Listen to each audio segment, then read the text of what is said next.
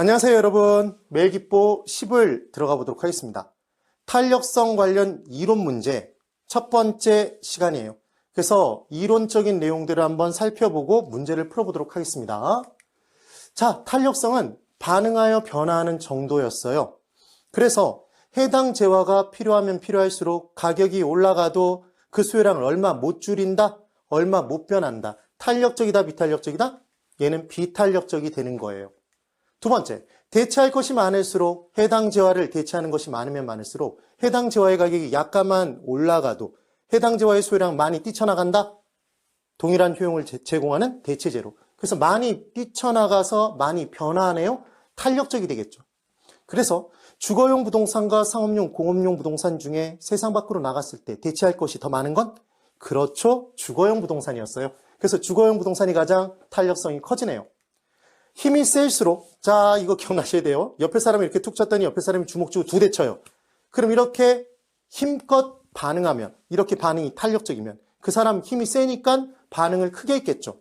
그래서 반드시 기억하시는 겁니다. 힘이 셀수록 탄력적이다, 비탄력적이다? 탄력적이다, 이렇게 기억해 두시는 거죠. 우리나라는 자본주의 사회예요. 그럼 자본주의 국가에서는 힘이 센 사람, 돈이 많은 사람이 힘이 센 거네요. 고로 고소득층의 수요일수록 탄력적이다. 고소득층 힘이 세니까. 고소득층은 고가인 재화를 사요. 고가일수록 탄력적이에요. 그래서 소비 지출액 중에 고가라면, 높은 가격이라면 차지하는 비중이 크겠죠? 그래서 탄력적이 되는 겁니다. 고소득층은 신규주택을 사요. 중고주택, 신규주택. 그래서 신규주택일수록 수요는 탄력적이 돼요. 그럼 반대로 저소득층은 힘이 약하네요. 저가인 재화를 사요. 중고주택. 고로 걔는 비탄력적이겠죠. 그리고 측정 기간, 변화하는 걸 측정하는 기간이 길면 길수록 그 기간 동안, 하루 동안 측정하는 거하고 일주일, 한 달, 1년 동안 측정하는 것 중에 언제 더 많이 변할 수 있을까요? 측정 기간이 장기간일수록 그 기간 중에 더 많이 변하겠네요. 그래서 측정 기간이 장기간일수록 많이 변하니까 탄력적이 되겠죠. 그 다음, 규제, 제약, 제재가 많으면 많을수록 얼마 못 변하겠죠. 그 규제 때문에, 제약 때문에. 그래서 얼마 못 변하니까 비탄력적이 되는 겁니다. 그러면 나지와 건부지가 있을 때 건부지는 지상에 물리적 제약이 있는 만큼, 규제가 있는 만큼 토지의 공급이 나지보다 규제가 많은 건부지가 더 비탄력적이 된다? 그렇죠. 또 하나, 지역지구제는 그 자체가 토지용의 규제예요. 그렇단 얘기는 지역지구제가 실시되기 이전보다 실시된 이유가 규제가 많아졌으니까 토지의 공급은 더 비탄력적이 되겠네요. 이해되셨나요? 그렇게 정리하시면 돼요.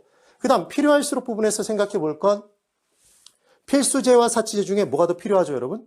필수제가 더 필요하겠죠.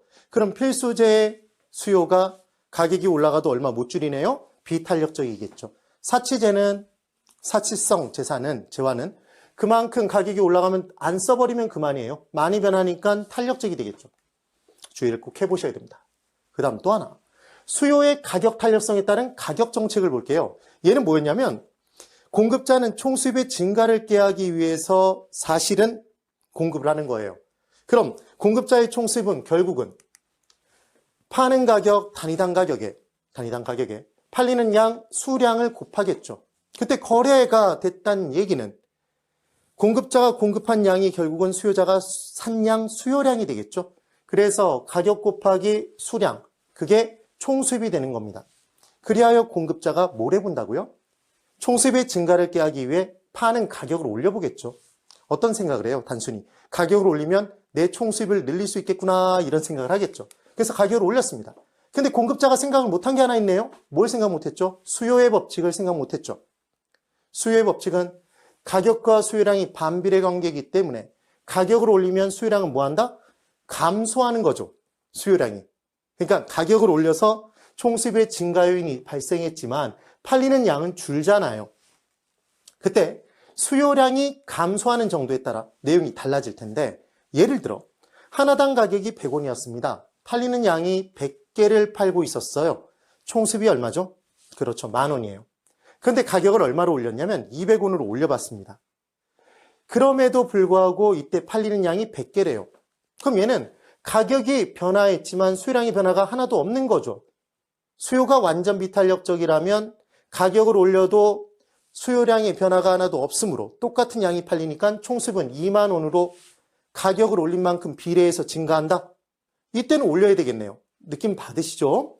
그럼 이번에는 가격을 200원을 올려봤더니 이 해당 재화를 대체할 것이 세고 세서 어쭈 가격을 올려? 나 뛰쳐나갈래. 너한테 하나도 안 사. 그런 거예요. 그래서 수요량이 어마어마하게 줄어서 빵개가 돼버렸어요. 그럼 가격을 올리면 뭐예요? 팔리는 양이 하나도 없는데?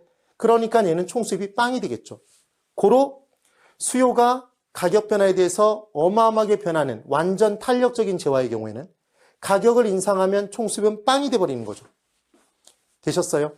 그래서 결국 공급자는 가격을 올릴까 내릴까, 가격 인상 정책, 인하 정책, 고가 전략, 저가 전략 중에 무엇을 선택할 것이냐 하는 게 결국 자기 마음대로 정하는 게 아니라 수요가 힘이 센지 약한지에 따라 달라지는 거죠. 그래서 가격을 올렸을 때 수요량이 많이 감소하느냐 적게 감소하느냐 하나도 감소하지 않느냐에 따라서 그 선택이 달라진다는 거예요. 그리하여 만약에 가격을 올렸을 때 수요량이 하나도 감소하지 않는 것, 얘는 뭐죠? 완전 비탄력적인 경우. 그럼 이번엔 수요량이 더 적게 감소하는 경우, 얘는 비탄력적인 경우죠? 주어진 변화보다, 이 화살표 길이 기억하세요? 얘보다 적게 변했잖아요. 반응된 변화가 작으니까 비탄력적이죠.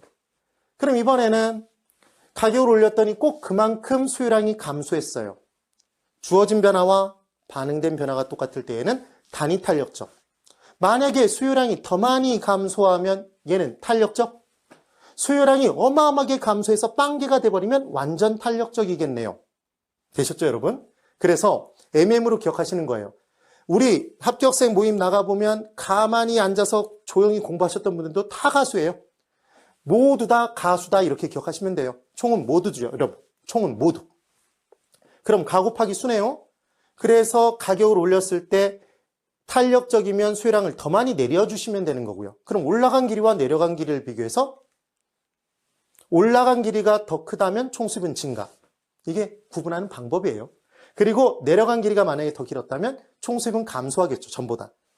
올라간 길이와 내려간 길이가 똑같았다면 똔똔, 쌤쌤, 또이, 또이. 총수입의 변화는 없게 돼 있습니다. 그렇게 기억하시면 돼요.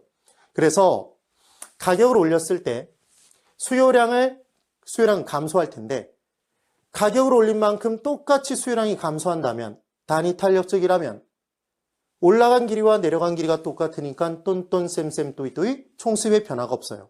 그럼 그때는 단위 탄력적일 때는 가격을 내려도 꼭 그만큼 수요량이 증가하니까 똔똔, 쌤쌤, 또이, 또이 총수입의 변화가 없다고요. 고로 해당 재화의 수요의 가격 탄력성이 단위 탄력적일 때는 가격 정책, 가격 인상, 인하 정책은 효과 있는 정책이 될 수가 없어요. 무의미하겠죠. 의미가 없어진다. 그래서 수요의 가격 탄력성에 따른 가격 정책을 우리가 짤 때 수요의 탄력성과 힘의 판단 그리고 선택, 가격 정책을 어떻게 펼칠 것이냐, 그래서 총수입의 변화가 어떻게 될 것이냐, 얘를 가볍게 어떻게 기억하시면 되냐면요. 우리가 누군가에게 뭔가를 뺏어낼 때 그래서 내 총수입을 증가시키고 싶어요. 이익을 누리고 싶은 거예요. 그럼 상대방이 힘이 약할 때는 힘이 약한 애한테는 윽박지르면 돈 내놔 그러면 돈을 주겠죠. 힘이 약한 애는. 그럼 내 총수입은 증가할 거예요. 그런데 상대방이 힘이 세요. 근데 그 힘이 센 사람한테 가서 돈 내놔 그러면 내 거를 오히려 뺏기죠. 총수입은 감소해요. 느낌 받으시나요? 그럼 힘이 센 사람한테 뭔가를 뜯어내는 방법은 아양 떨어야죠. 되셨어요? 그럼 공급자가 수요자의 상태를 보고 수요자가 힘이 센지 약한지를 보고 힘이 세면 그 수요자에게 아양 떨고 그럼 공급자가 아양 떠는 건 가격이 인하잖아요, 여러분. 저가 전략이겠죠. 그럼 총수입의 증가를 깨할 수 있어요.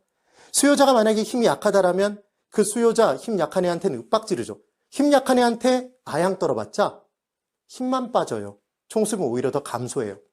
되셨죠? 그래서 MM으로 기억하시는 거예요. 메모리 매직. 힘이 약한 애한테는 뭐하고 윽박지르고 그럼 윽박지르는 게 윽박지르면서 인상 쓰잖아요. 인상 쓰면서 윽박지르겠죠. 윽박지르는 건 가격 인상입니다. 힘이 강한 애한테는 아양 떨어요. 저가 전략이겠죠. 그래서 우리는 탄력적이면 힘이 센 거고 비탄력적이면 힘이 약한 거잖아요. 볼까요?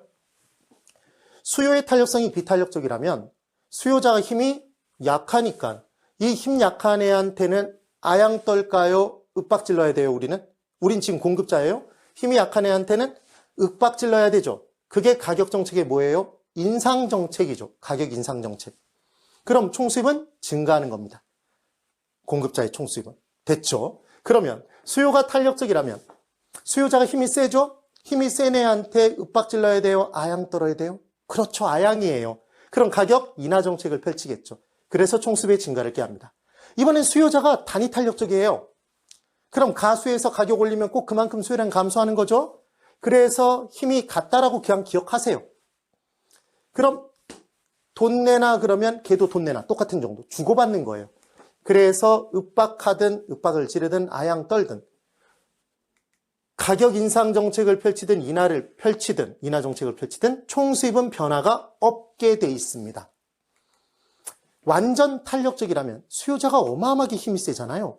그럼 어마어마하게 힘이 센 애한테 돈 내나 만약에 윽박 질렀다면 가격 인상 정책을 펼쳤다면 약간 뺏기고 돌아와요? 다 뺏겨요? 힘이 어마어마하게 센 애한테 가서 윽박 질렀어요. 그러면 살짝 뺏기는 게 아니라 내 거 다 뺏기죠. 총수입은 빵이 되는 겁니다. 실은 수요가 완전 탄력적이라는 얘기는 대체할 것이 세고 센 거예요. 해당 재화를. 그럼 해당 재화의 가격을 조금이라도 올리면 다 뛰쳐나가죠. 그러니까 가격을 올렸지만 팔리는 양이 빵이니까 총수입은 빵이 돼요. 이번엔 수요가 완전 비탄력적인 경우라면 수요자가 힘이 하나도 없는 거죠. 힘이 하나도 없어요. 힘이 1도 없어. 1도 없어. 그럼 얘한테는 아양 떨 일이 아니라 윽박 지르면 얘는 힘이 하나도 없으니까 10원당 한 대죠. 그러니까 당연히 달라는 대로 똑같이 주겠네요. 그래서 가격 정책을 인상 정책을 펼치면 총 수입은 인상한 대로 바로 비례해서 증가해요. 되셨나요? 이걸 꼭 한번 생각해 보세요. 그래서 기억하실 건 수요의 가격 탄력성이 1이라면 일단은 걔가 단위 탄력적이죠.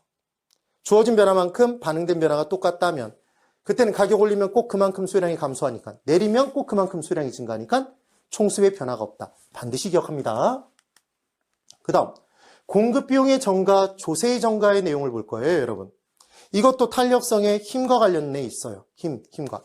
공급자는 공급 비용이 전부 다 증가하면 그 공급 비용을 자기 혼자 부담하고 싶어 하나요? 누군가에게 떠넘기고 싶어 하나요? 누군가에게 떠넘기고 싶어 하겠죠. 만만한 게 누구예요? 수요자죠, 수요자. 그러니까 공급자가 공급 비용이 증가되면 수요자에게 그 공급 비용을 떠넘기는 것. 얘가 책임을 누군가에게 떠넘기는 게 책임의 전가잖아요. 그래서 얘를 공급 비용의 전가라고 합니다. 그럼 공급 비용의 전가는 공급자가 부담할 공급 비용을 수요자에게 떠넘기는 거네요. 그때 그 공급 비용의 내용 중에 재산세, 종부세가 임대인 입장에선 공급 비용인 거죠. 양도소득세가 양도인, 공급자 입장에선 공급 비용이에요. 걔를 떠넘기고 싶겠죠. 임차인, 양수인에게. 그럼 결국은 떠넘겨지는 정도는, 그래서 최종적으로 누가 더 공급자와 수요자 중에 더 많이 부담할 것이냐는 정도는 결국은 수요와 공급의 상대적 탄력성의 크기, 상대적 힘의 크기에 따라 달라지는 겁니다. 이 내용을 반드시 꼭 기억을 해 두셔야 돼요. 반드시. 그래서 이제 공급자가 공급 비용을 수요자에게 떠넘긴다면 이런 거죠. 사탕수수 가격이 올라가면 설탕을 만드는 원자재 가격이 올라갔으니까 설탕 제조업체 입장에서는 공급 비용이 증가한 거예요. 그럼 그 공급 비용을 자기 혼자 부담하지 않고 수요자에게 떠넘기고 싶어 하는 거죠. 그럼 별도의 청구서를 보내나요? 그게 아니라 가격을 올려서 누구에게 떠넘긴다? 수요자에게 떠넘깁니다. 그래서 결국은 공급 비용 증가한 이후에 가격이 변화했다면 그 가격이 상승된 만큼 누구에게 떠넘긴 거다? 그렇죠. 수요자예요. 그래서 공급 비용이 예를 들어 50원 상승했는데 이때 원래 가격은 100원이었어요. 그때 변화 후의 가격이 만약에 100원이라면 공급 비용이 50원 상승된 다음에 변화 후의 가격이 100원이라면 가격 상승은 이루어졌나요? 이루어지지 않았죠? 그럼 가격이 상승된 만큼 수요자에게 전가되는 건데 전가가 하나도 안 됐다는 얘기네요? 그럼 공급자가 얼마 부담한 거예요? 고스란히 50원을 자기가 부담하고 말았죠. 그럼 공급자가 힘이 매우 세서 힘이 약해서 힘이 어마어마하게 약하니까 하나도 못 떠넘긴 거예요. 그래서 상대적 탄력성을 따질 때 공급이 완전 비탄력적인 거죠. 되셨어요? 또는 수요자가 어마어마하게 힘이 센 거잖아요. 그래서 하나도 못 떠넘긴 거예요. 떠넘기기만 해봐 이런 거죠. 수요가 완전 탄력적인 경우입니다. 그럼 두 번째로 만약에 변화 후 가격이 120원이 됐어요. 그러면 가격 상승이 20원만큼 이루어졌죠? 수요자에게 얼마가 떠넘겨졌죠? 20원이. 전체 얼마 중에 50원 중에 20원을 떠넘겼으면 공급자는 얼마 부담? 30원을 부담했네요. 누가 더 많이 부담했어요? 최종적으로? 공급자가. 그러니까 공급자가 힘이 더 약한 거죠. 공급이 더 비탄력적인 경우네요. 그럼 세 번째. 가격이 변화 후 가격이 125원이 됐습니다. 그러면 이때 얼마만큼 가격이 상승해서 25원 상승해서 수요자에게 전가시켰네요. 25원을. 그럼 전체 50원 중에 25원 떠넘겼으니까 25원을 자기가 부담해요? 그 말은 반반 부담했잖아요. 되셨나요? 그러니까 수요와 공급의 탄력성의 크기가 똑같은 거죠, 지금. 2로 똑같거나 1로 똑같거나 둘이 힘이 똑같은 경우예요. 상대적 힘이 똑같은 경우. 반반 부담한다. 4번. 이번엔 130원이랍니다. 변화 후 가격이. 그럼 얼마 떠넘겨졌어요? 수요자에게 30원. 그럼 공급자는 20원만 부담하겠네요? 그렇죠. 그럼 수요자가 더 힘이 약해요? 수요가 더 비탄력적인 경우겠죠. 그 다음 다섯 번째. 공급비용이 50원 상승하니까 가격 변화가 150원이 됐대요. 100원에서. 그럼 50원만큼 상승돼서 다 떠넘겼네요. 수요자에게. 그럼 공급비용 상승된 부분을 공급자는 하나도 부담하지 않았죠? 그 말은 공급자가 어마어마하게 힘이 센 경우죠. 공급이 완전 탄력적이거나 또는 수요자가 힘이 하나도 없는 경우죠. 힘이 엄청나게 약해서 다 떠하는 거죠. 다 떠하는 것. 그래서 수요가 완전 비탄력적인 경우가 되겠다. 지금 그 얘기가 되는 겁니다. 판단되시나요? 이 부분도 굉장히 중요한 내용이죠. 탄력성 부분의 내용에서 꼭 한번 기억을 해주셔야 되는 내용이에요. 자, 이제 문제를 풀어야 되는데 그 문제의 내용은 쪼개서 보도록 할 거예요. 되셨죠? 이 부분, 이론 부분을 내용 공부하시느라고 고생이 많으셨습니다.